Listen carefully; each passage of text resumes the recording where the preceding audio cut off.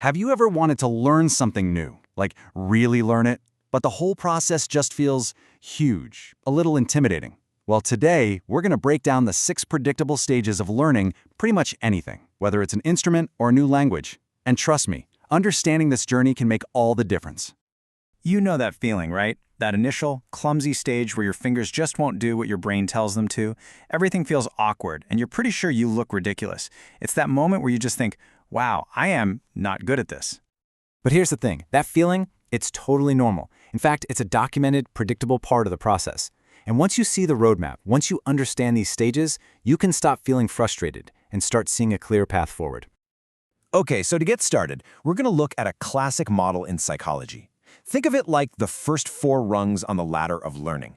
This is the foundation, the journey pretty much everyone goes on when they pick up a new skill.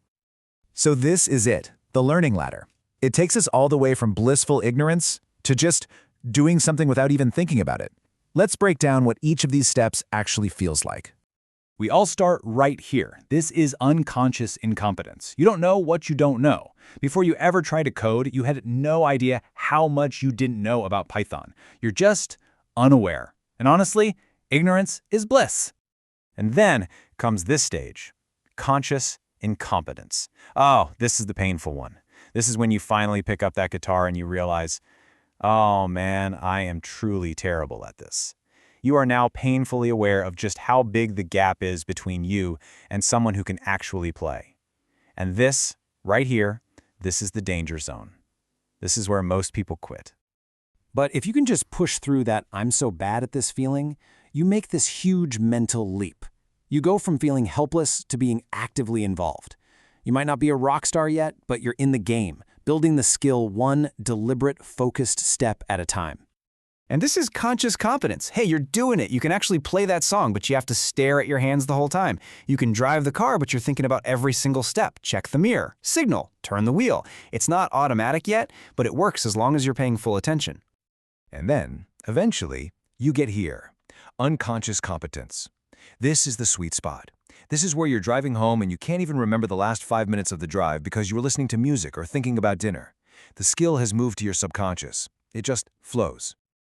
But, for some people, getting to that automatic, it just flows stage isn't the end of the road. The ladder keeps going up. So let's look at the next 2 stages, where you go from just using a skill to completely owning it.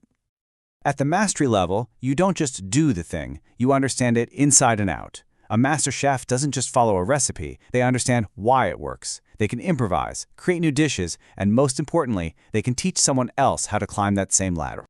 And finally, you get to the legendary stage. This is the realm of the icons. The people who don't just master a skill, they actually redefine it for everyone else.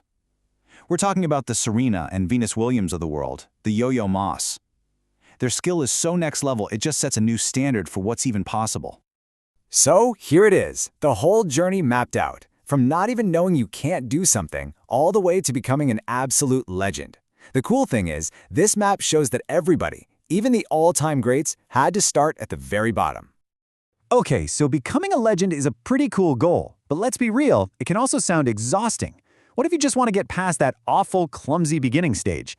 Well, we've got the map, and luckily, there's a little shortcut to get you started on the journey. 20. What's so special about this number? It's not 20 days, it's not 20 weeks, it's 20 hours. And that's the big idea right there, the 20-hour rule. All it takes is about 20 hours of focused, deliberate practice, that's like 45 minutes a day for about a month, to get surprisingly good at something. Now, the goal isn't to become a master. The goal is just to get good enough that it stops being a pain and starts being fun. And this, right here, is the key. The whole point of the 20-hour rule is to blast you through that second stage, that conscious incompetence part, where you know you're bad and you feel kind of stupid about it. It's all about getting over that initial hump. So, now you have the map of the learning journey, and you have a tool to get you started. The only question left is, what do you actually want to learn? So, here's the game plan. First, just accept that the awkward stage is going to happen. It's totally normal. Second, commit to just 20 hours of focused practice. Third, use that time to power through that frustration barrier. And fourth, get to the part where you can actually start enjoying your new skill. And that brings us to the final question, the one for you. That thing you've always wanted to learn how to do, to play, to code, to create. What's stopping you from giving it your first 20 hours? Your journey can start right now.